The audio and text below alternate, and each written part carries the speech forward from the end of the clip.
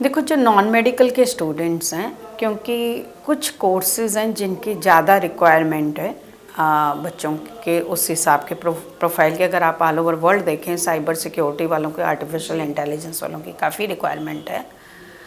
और कुछ यूनिवर्सिटीज़ जो हैं उनकी जीटी थोड़ा सा कंपैरेटिवली उतनी हार्ड नहीं है।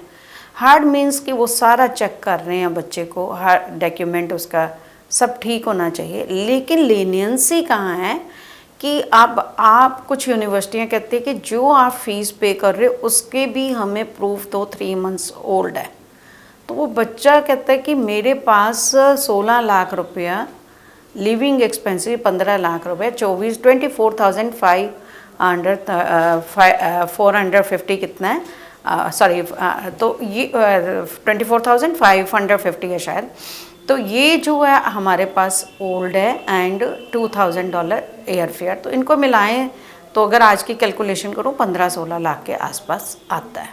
वो उनके पास पुराना है, लेकिन फ़ीस वो फ्रेश डाल सकते हैं।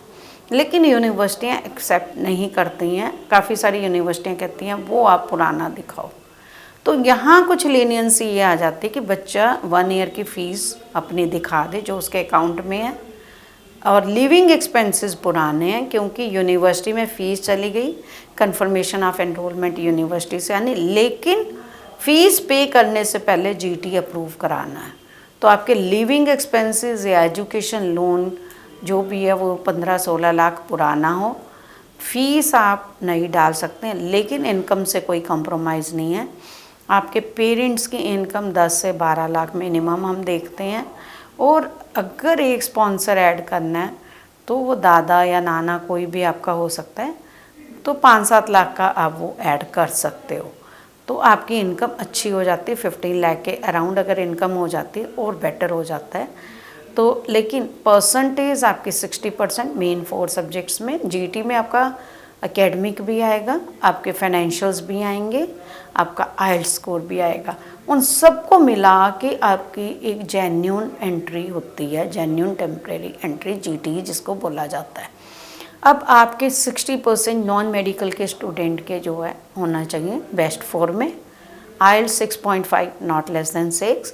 फंडिंग मैंने आपको बता ही दी है कि 1 ईयर का आपका जो है फ़ीस वो चाहे आपकी अभी जमा हुई हो, डजेंट मैटर, लेकिन लिविंग एक्सपेंसेस आपके ओल्ड होने चाहिए या एजुकेशन लोन के थ्रू आप कर सकते हो। तो ये मिला के कंप्लीट जीटी प्रोसेस हो गया, वो हम आपका क्लियर करवा देते हैं। और आपका जब क्लियर हो जाता है फिर आपको यूनिवर्सिटी फ़ीस पे करने के लिए बोलती है। फ़ीस पे करने के बाद आपके पास सीओई आती है, कन्फर्मेशन ऑफ एनरोलमेंट। उसके बाद आप एम्बेसी में अपनी फ़ाइल लॉन्च कर सकते हैं। फ़ाइल लॉन्च करने के बाद आजकल वीज़ा रिज़ल्ट जल्दी आ रहा है और ये उम्मीद की जा रही है कि जनवरी में वीज़ा बहुत अच्छे देने वाले हैं। जैसे मैंने आपको बताया कि यूनिवर्सिटीज़ कहती हैं कि आपने जो फ़ीस जमा करनी उसका भी वो कहाँ से आया, और आजकल तो वो 1 ईयर का भी अगर आपने पुराने फंड्स दिखाए हैं, 1 साल पहले का भी सोर्स मांग रही हैं कुछ यूनिवर्सिटियाँ।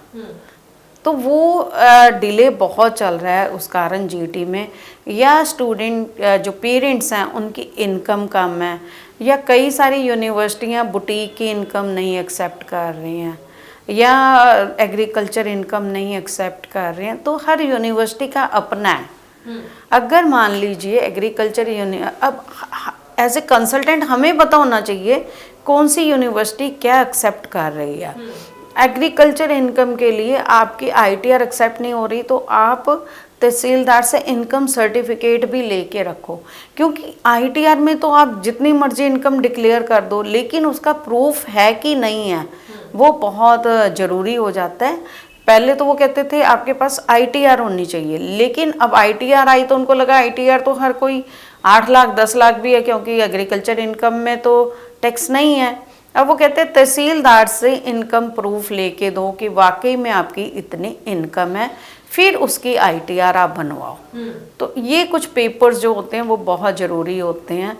पहले खाली एमएसएमई का वो अगर किसी की इंडस्ट्री दिखाई है एक्सेप्ट कर लेते थे, अब उसके साथ जीएसटी नंबर भी मांग लेते हैं। तो यूनिवर्सिटी टू यूनिवर्सिटी जीटी डिपेंड करती है। तो वो एज ए कंसल्टेंट हमें पता होना चाहिए कि कौन सी यूनिवर्सिटी में जीटी निकल सकती है, किस में जीटी ज़्यादा टफ है। जी बिल्कुल। अब कई बार क्या होता है कि जीटी ज़्यादा टफ होने से वो क्लियर होते होते बच्चे का गैप क्रिएट हो जाता है और 1 ईयर से ज़्यादा गैप ऑस्ट्रेलिया लेते ही नहीं है, फिर उसके बाद वो अप्लाई ही नहीं कर पाता है।